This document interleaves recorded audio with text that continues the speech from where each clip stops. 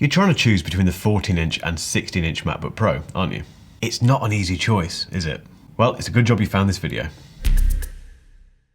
Hello and welcome back to Ellis Reviews, and thank you for subscribing if you have, and if you haven't subscribed, the button is just down there. I've had both the 14-inch and 16-inch MacBook Pros in my hands, in front of me, and in my rucksack. And although they share pretty much identical spec choices, they are very different laptops. If you're watching this video, you probably want, well, you clearly do want one, and I wanted one immediately as soon as they were announced back in October. So I know how you feel, but equally, I know that it's very easy to make the wrong decision between these two laptops. That beautiful big screen of the 16-inch might be tempting you in, or that slightly smaller 14-inch chunky design might be tempting you that way as well. One of these laptops is right for you, and I think it comes down to three considerations. This is, after all, a boatload of cash that you're about to spend, so let's get it right.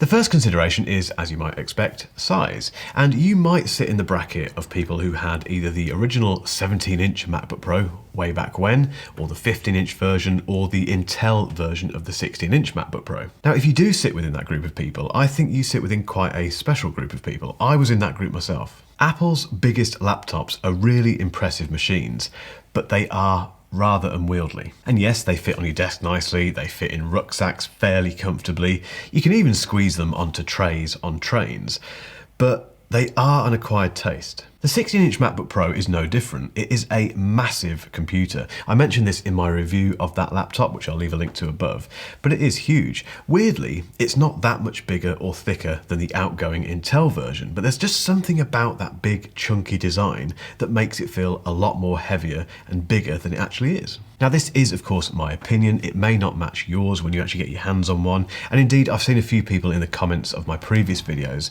mention that the 16-inch MacBook Pro, as far as they're concerned, is actually perfectly sized. But whether I'm just getting older and a bit creakier, I don't know. I just find lugging this one around a bit of a pain in the backside. Now, mine only travels from my house to this studio, which is only about a mile. So either that's done in the car, which is no big deal, or on foot, or on my bike. And if I'm using one of the latter two methods of transportation, I do feel that laptop in my back. It's very big in the backpack and quite heavy. That's why for every other trip, if I'm just going to a coffee shop, or if I'm going to work at the gym or something, I'll take the MacBook Air. The 14-inch MacBook Pro, on the other hand, is really portable. It is a chunky little thing, but I have said before that I quite like that. I like the fact that it feels nice under your arm if you're walking around with it. Just like the 16-inch MacBook Pro, the 14-inch means business. It looks like it means business, but it just feels much better in a rucksack. However, when it comes to size, there is one other consideration, which is the screen size, and that's the main benefit you're getting if you're going up to the 16-inch version. It has a bigger screen, obviously.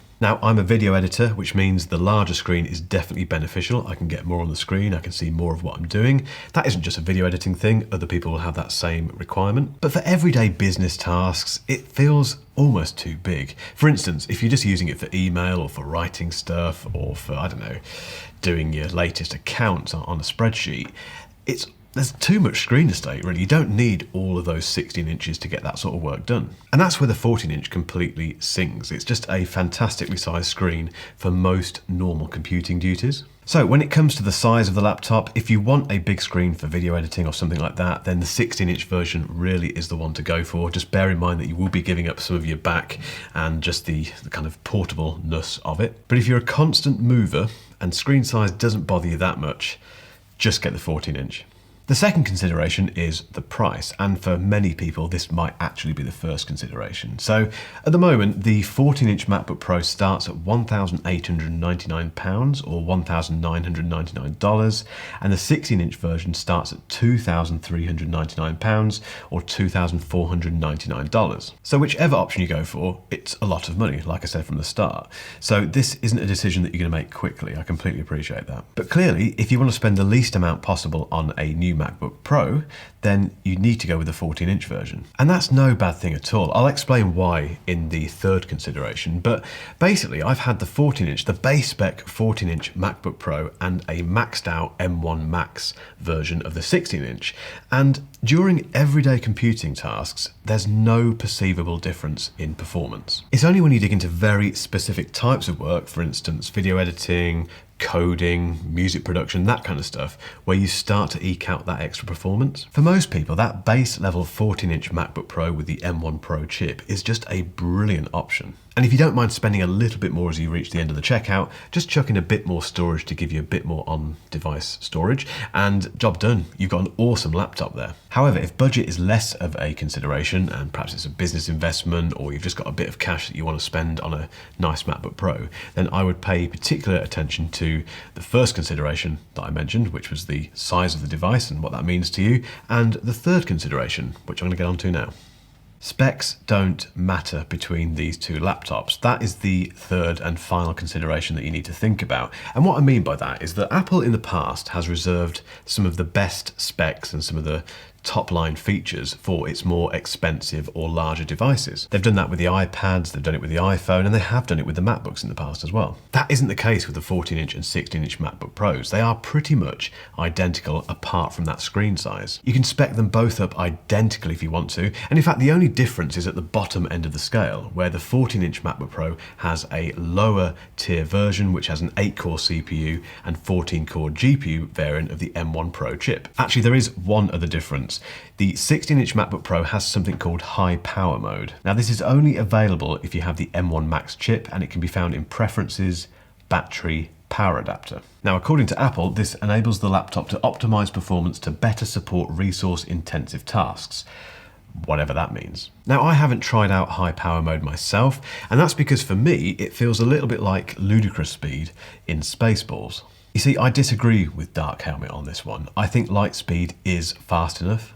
I can't make the 16-inch MacBook Pro sweat at all, whether I'm doing 4K video editing or well, that's all I do with it, but I just can't make it sweat whatsoever. So I just don't need that high speed mode. So if you've used high power ludicrous speed mode, let us know in the comments how that has impacted the performance of whatever it is you're doing. I'm genuinely interested to know what it can do to the performance of the machine and also who it's for. I think it's mainly for people who are doing very intensive tasks, and like I say, that's not me. I wouldn't let the presence of this high power mode on the 16-inch MacBook Pro M1 Max version sway your buying decision unless you fit into that bracket. So my guidance for this particular buying consideration is just remember that you can spec both the 14-inch and 16-inch MacBook Pros just as highly as each other. The choice of what you go for between the 14-inch and 16-inch MacBook Pro is ultimately up to you. I can only give you my guidance and my personal thoughts on those two machines. But I'll leave you with this thought. If I wasn't a video editor, I would go with the 14-inch MacBook Pro without question. So if I did go with that 14-inch MacBook Pro instead, I probably would go with the base spec version and just spec it up to 1 TB of storage, and if I had a bit of cash left over, the 32 gig of unified memory. I can't emphasize enough that the 16-inch MacBook Pro is suited to a very specific group of people. And please, before you make your decision, just go, if you can, go to an Apple store or a retailer that has these devices and just get an idea of the size. Get them in front of you, compare the 14-inch and 16-inch, and I think you'll know pretty quickly which one's for you.